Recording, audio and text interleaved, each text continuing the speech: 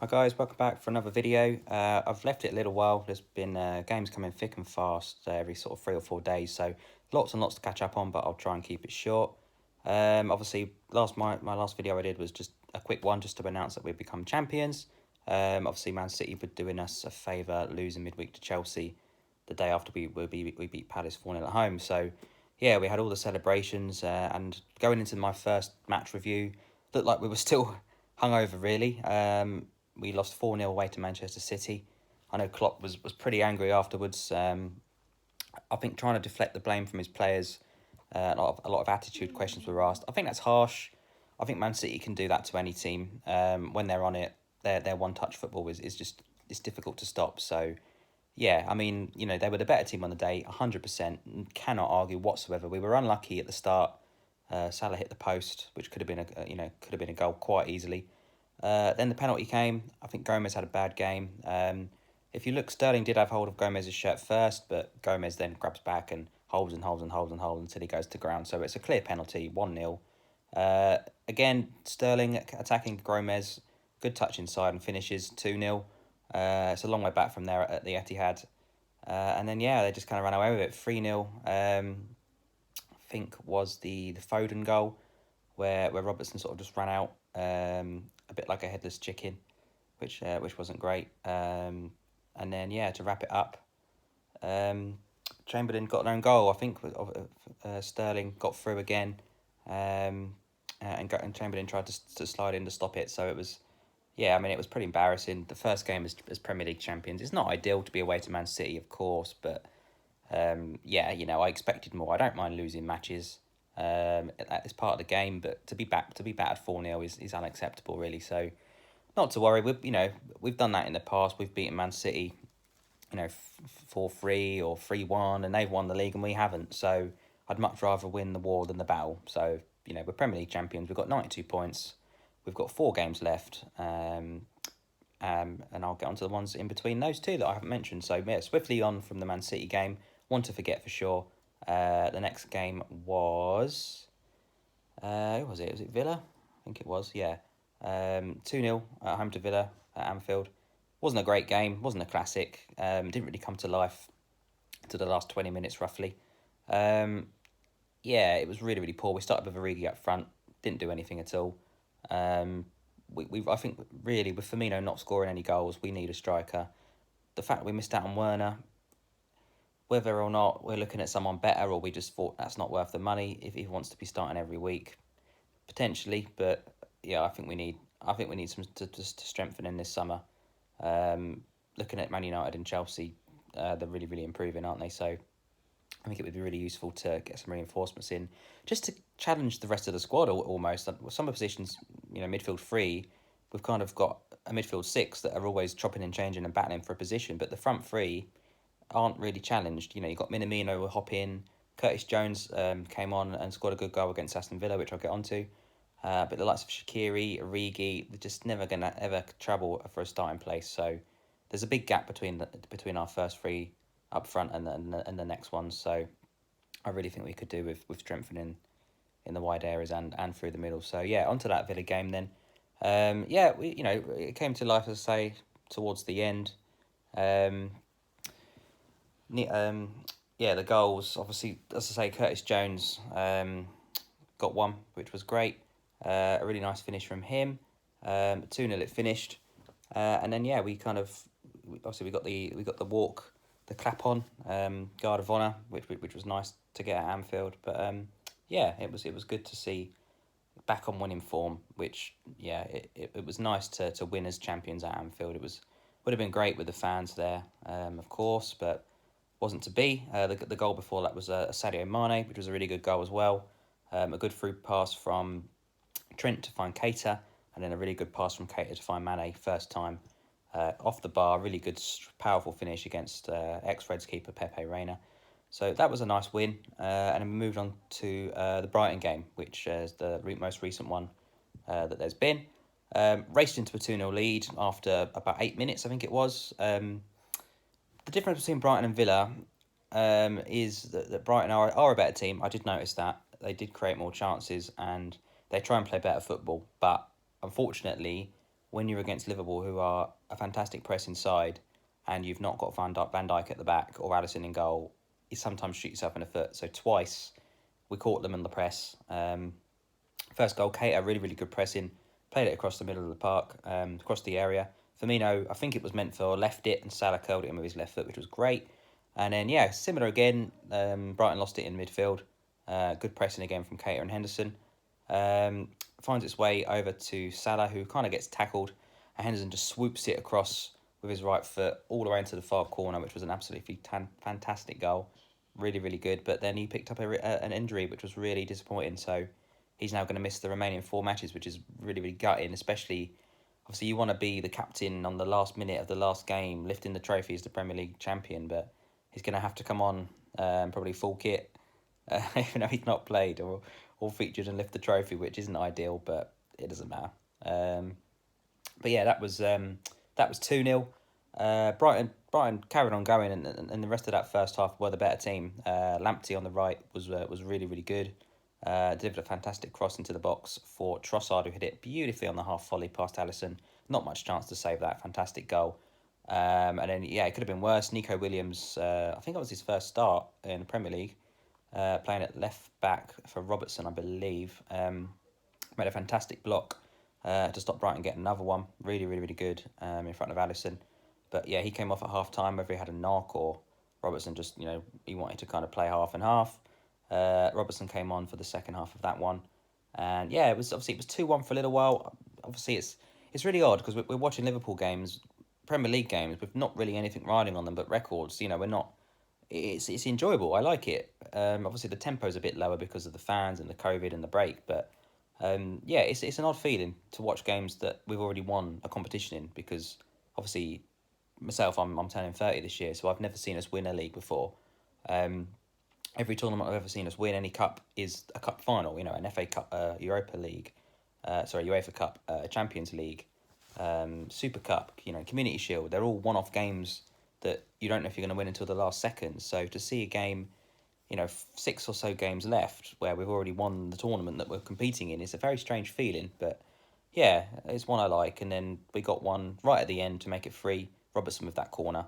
Salah at near post heads it in, which was great. Very similar to the Mane goal away at Villa.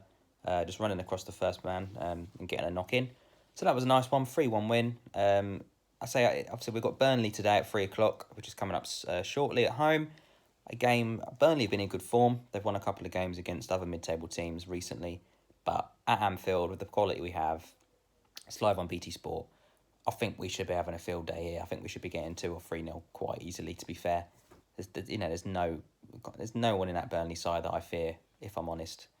Famous last words, but with no pressure on, all they're doing is chasing records. Salah obviously chasing the top goal scorer award.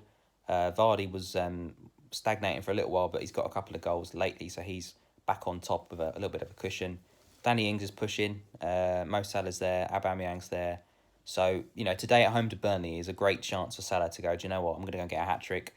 I'm going to put myself level with Vardy on, at the top of the leaderboard, and with 3 games after that, it's anyone's game, isn't it? So it'd be nice. Salah's got the Golden Boot every year since he's been here. Mane shared it with him last year. So, yeah, I think Salah's probably the most likely person to win that this year. Mane needs to start hitting some goals if he wants to catch up, but it would be nice for them to get that as well, just a clean sweep. Obviously, we've still not had the Player of the Year. We've not had the Team of the Season. I'm sure that will all fall through shortly. And then, yeah, other than that, it's the points record, isn't it, that we're trying to get. We've got 92 at the minute. I think our record's 97, which was, I think, last year, where we lost the league by a point. So, if we get 2 wins out of the last 4, we beat that, which is great. If we get 3 wins out of the last 4, we get 101, so we break the 100-point mark, and we beat City's 100-point record. Or if we win all 4, we get 104. And if we get 104, I can't see that ever being beaten in a Premier League season record. I think 100 is going to be really hard to beat. If we get 101, which is doable, 3 wins, that's going to be tough to beat. But I don't think 104 will be ever beaten again. We've got Arsenal, we've got Chelsea. So yeah, it's not a foregone conclusion that we'll win all 4. Arsenal have definitely picked up, but are beatable. So we've got Burnley today. We've got Newcastle, I think, at the end of the season, which is a very winnable match at home. And yeah, we've got Chelsea, which I think is going to be the most tricky one of the remaining games. Chelsea are a good side, always seem to have a good day against us, no matter what kind of form they're in. So yeah, I mean, a potential draw would leave us with 102. That would be great. But yeah, to win all four is going to be tough. But who knows? We might be able to do it. So fingers crossed for that. In terms of the Burnley game, I say it's really difficult to predict the 11 because he's using his whole squad. We're getting a game every 3 or 4 days. So I'll have a go, but it's going to be hard. So I think Alisson will obviously start in goal.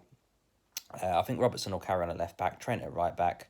I think Gomez and Van Dijk will be at centre back. I can't see anyone else getting in at the moment. Midfield is anyone's game, isn't it? I think Henderson's out injured, as I've mentioned, so Fabinho will be sitting in the six. I would have thought. I think it'd be harsh to drop Keita. He did have a really good game against Villa and against Brighton, to be fair. So I think Keita will play, and it's who's on the other side. Is it Wijnaldum? Is it Chamberlain? Difficult one. Probably going to go with Wijnaldum. And up front, probably going to be the usual three. He might spring a surprise and drop Salah for Minamino, something like that. Maybe Chamberlain, but yeah, maybe Firmino, Mane, Salah, and then if the game's dead and buried, he can always start to bring on Chamberlain, Minamino, those kind of players. Jones, potentially Elliott can all come on. We've got 5 subs, so I think he'll go pretty strong. I know we're at home to Burnley, but there's nothing else to play for. But yeah, I think that's going to be the 11. In terms of other news, Champions League draw was made. Atletico look like they're going to have to play against Leipzig, obviously with no Timo Werner. So if we'd have beaten Atletico, which we were so close to doing before Adrian got Carius disease, we'd have had to beat Leipzig for a place in the semis, which I think we'd have done. And we look like we would have had to have played PSG for a place in the final. However, obviously these would then be one-off games. The rest of the last 16 second leg ties are going to be finished off as properly. So Man City will host Real Madrid at the Etihad, but the quarterfinal stage and the semi-finals were all going to be one-off games, all played in Lisbon in a little mini tournament. So we'd have had to have played a one-off game with Leipzig, a one-off game with PSG, and we could have found ourselves in another European final, which would have been incredible. So really disappointed to miss out on that. It's such a shame when we're such a strong team to miss out on a one-off Champions League tournament that's never going to happen again. So it's a real shame. There's no guarantee we would have won it. Even if we got through those 2 matches, we'd have had a Barca or a Bayern in the final, even a Man City. All of those 3 teams are really strong. Juventus are still in there as well. So, the other half of the draw, to me, looks a lot stronger. Bayern are on fire. Juventus are always going to be in and around there. Man City look like they find out on Monday if they get their Champions League ban. So, they're going to know going into these games if they're not even going to be in it next year, which gives them even more momentum, I think, to eventually win it. Because if they get banned for 2 years, this is the last chance they could win it for a while. And a lot of these players that are, in the prime of their careers, are they going to give 2 years to Man City with no Champions League football? The likes of De Bruyne. I know David Silva's leaving, but you've got the likes of Aguero, De Bruyne. A lot of players in the kind of 27 to 30 mark that after the 2 years Champions League ban, there's no guarantee that they'll win it the year after that either. So, do they buy into the project? I'm not too sure. Personally, I think it'll be reduced to 1 year. I think they will have a 1 year ban. I don't think it'll stick to 2. So I think next year they'll be out and they'll be able to hold on to most of their players just for the 12 months, and then they'll be back in it the year after. But obviously that opens up the 5th place this year to the Champions League, which, if Leicester sort themselves out, should be Leicester, Man United and Chelsea qualifying with Liverpool. I can't really see Wolves or Sheffield United getting in. They're just a little bit too inconsistent. Arsenal and Spurs are an absolute shambles. So going in, a preview in sort of next Premier League season, it's going to be interesting because you've got Man City. Can they spend money, or they're already banned for spending too much?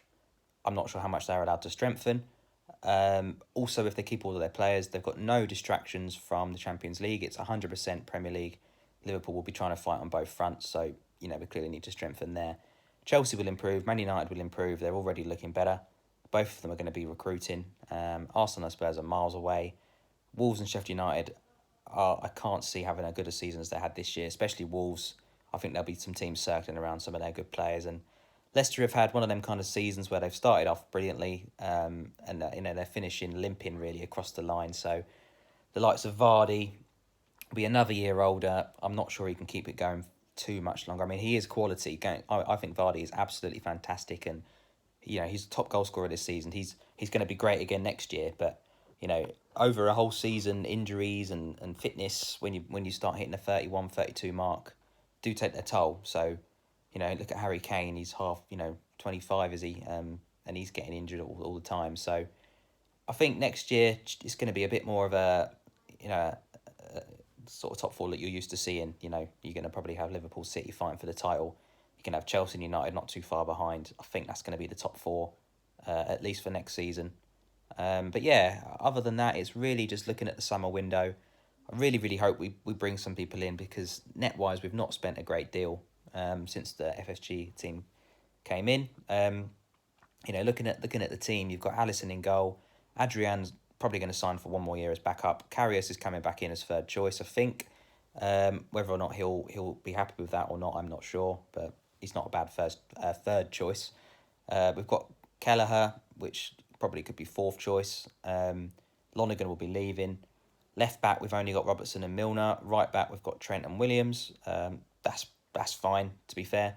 Centre backs, we've got Van Dijk, we've got Gomez, who didn't have a great game against Brighton either. So I do like Gomez, but I think we could have someone better. But he's going to improve. Matip is so injury prone. I'm done with Matip, to be fair. I know he has got a lot of fans, and when he does play, he's okay, but he's just so injury prone. And Lovren should not be at the club. Let's be honest. So centre back is a big area. I think we could get someone in of good quality, a Koulibaly and Upamecano, someone like that. Midfield's pretty strong. You've got Fabinho, Henderson, Wijnaldum, Keita, Chamberlain. Minamino can play in that middle three as well. I think Lallana's moving on. So in all the positions we need, midfield is the least important in my opinion. Front three, I think we need a goal scorer and striker, because although Firmino is fantastic and, is a big reason why Salah and Mane score so many goals, he also needs to score more as a number 9. He was a number 10, fair enough, but he's not. He's a centre forward. I think we need a better goal scorer. I love Firmino. I'm not saying get rid of him by any means, but I think give him some decent competition for that number 9 spot, or drop him into the 10, play a midfield 2 and have a striker up top with a bit more pace potentially. So I think that's something we could look at. A centre-back, a striker. Left wing, as I say, we've got Salah. Left wing we've got Mane. Right wing we've got Salah. It might be nice to bring in another winger of good quality to challenge those two, because, as I said, Shaqiri, Minamino, Jones, Elliott, I don't think they're quite ready to challenge those. They're definitely good squad players. We're going to have a lot of competitions to play next season. Again, FA Cup, Carabao Cup. We're going to be in the Community Shield. So we're going to be fighting on the Prem, the Champions League. So maybe a winger that could play maybe both sides would be great. Someone like Leon Bailey potentially, or maybe someone slightly better, maybe Sancho, depending on what other clubs do, how much money they spend. I'm not sure who's available, but there's definitely players out there that we can get on a good money fee that can improve the team and the squad. So I think centre-back, striker and a winger would be top of my list. James Milner, obviously, is going to be coming in here and there, left-back, centre, midfield. So he's a good utility player to have, but I don't think he'll be used as much next year. We've been linked with Thiago Alcantara from Barcelona, the Spaniard, from Bayern, sorry. He'd be a good player. He's 28, 29. He'd be a great option to have in that midfield. Gives us something different, a bit more on the ball. I think if we did sign a centre midfielder, that would be the end of Milner's pretty much career in centre midfield. I think he would just be a left-back option or a cup game midfielder after that. So I can't see that one happening. It's been strongly linked, but I can't see that one myself. So yeah, as I said, centre-back, striker and a winger would be great. Otherwise, we're pretty much covered. And it's great to see the likes of Williams, Elliott and Jones all coming through, getting some options. giving us some more options. Obviously, Klopp also mentioned this week, sorry, that the dream would be to have 11 Scousers in the team. Can't see that, to be fair. We do have a lot of English players, which we've picked up from various other clubs as well. But yeah, it would be nice to get more youth players in. I think his philosophy at Dortmund was the same: bring through young Germans rather than signing too many players. But sometimes you have to raise the level of your club first. You can't just wait 10 years till the right youngsters come through. You need a Van Dijk, you need a Salah, you need an Allison, you need a Mane. You need to raise the profile. But once you've got that club, look at Barcelona, the amount of youth players they've brought through that have joined a fantastic list of world class talent they've brought in as well. That's the right mix. That's how to do it. Obviously, they're going a bit over the hill now because a lot of their players are getting a bit older, but that's definitely the way to do it. So, yeah, now we've got a good 11. Let's get the squad in, and then we can beef the squad up with youth players. You don't necessarily have to buy a backup in a certain area because you can buy a player to challenge the first 11. The backup people, you don't buy someone for a backup left back. You could promote within. That's the kind of thing I mean. There's no point buying, a reserve left back from Germany or a reserve winger from Spain to be a backup. No, buy someone to challenge the first 11 and promote within for the bench. So that's it from me. Game coming up against Burnley, and after that, we're in for the run-in. Can we get the record points? Fingers crossed. Take it easy.